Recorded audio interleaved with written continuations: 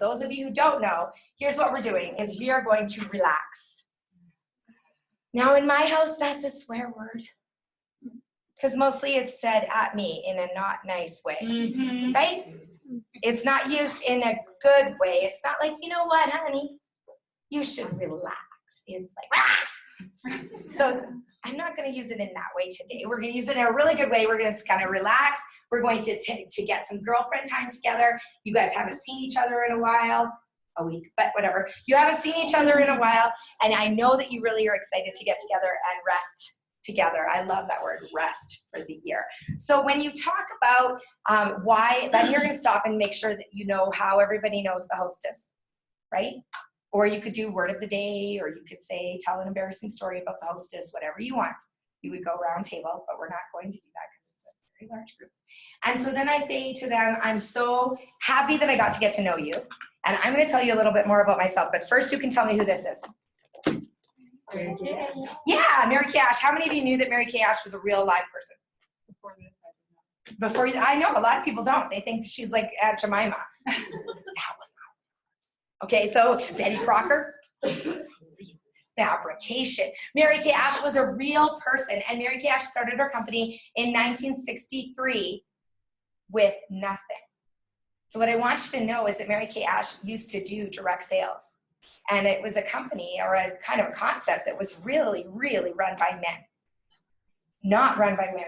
They sold brushes and they sold pots and pans door to door. They did not do women-centered businesses like it is now. So how many of you know a woman right now doing some sort of network marketing or direct sales from her home to make some extra coin, side hustle? Okay, perfect. So in those days, that was unusual. So Mary Kay Ash's husband left her after World War II with 3 kids for a blonde nurse, by the way.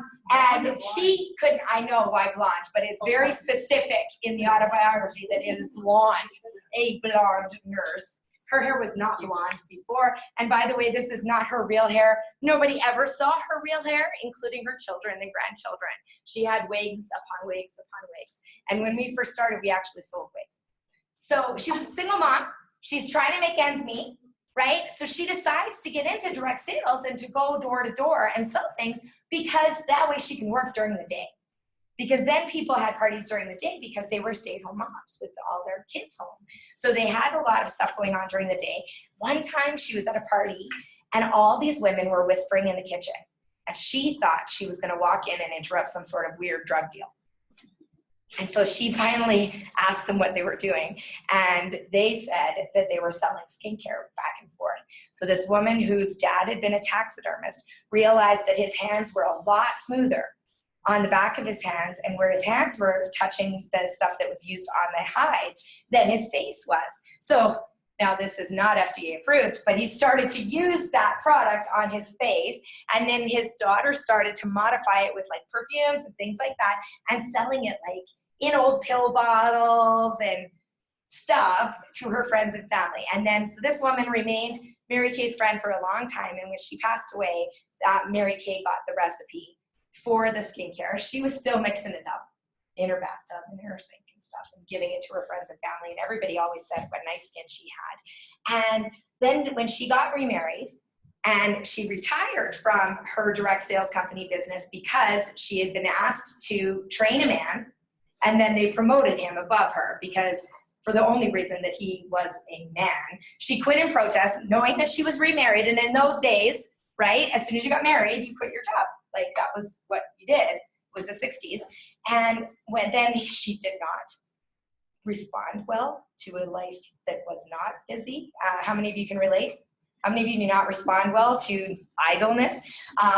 So I guess she was a little bit cranky and she was stomping around the house and she was a little bit mad still about this. She was carrying some residual anger. And her husband said to her, you know what, why don't you just write a book? Just write a book, you're annoying. And when she did, she wrote this book about how she felt the company should be run if they wanted women who she felt could really change the industry. If they wanted women to be in charge, what it would look like. And when he read that, he said, you know what, we should do this. They created a business plan. They sent that recipe to chemists who created a skincare formula, which is still miles away from what it is today. And they were about to go public. They had a bank building bought. They had everything bought. And he dropped dead of a heart attack at the kitchen table 3 days before. They pulled all the loans. They said that no woman could ever run a company by herself. And the day after the funeral, the children were sitting around together, grown children. They handed over their life savings to their mother, moved back home, and started working for her to build a company at $5,000 and a dream, a little Dallas office down straight from the business district so that she could have women stop by for makeovers and stop by for skincare. She created the direct sales model with 13 of her friends that she basically said, you're getting a starter kit and you don't need to lie to me about it, that you don't want to do this. So she bullied them into it, and they still talk about that. Well, they're gone now. The very first consultant just passed away. And they started that company selling wigs, skincare, and makeup. Now you can imagine wigs were not so easy to get fitted properly and things like that. So they gradually moved out of that and moved out of having any storefront at all and just had us in the home. So what we do is basically have stores in our houses. Some of us are bigger than others. And we go into people's homes and teach them about skincare and makeup, things that you can't get online. You cannot get from Amazon. So every day I'm super proud that I joined this company that's part of the Golden Rule, that is a company for women, run by women.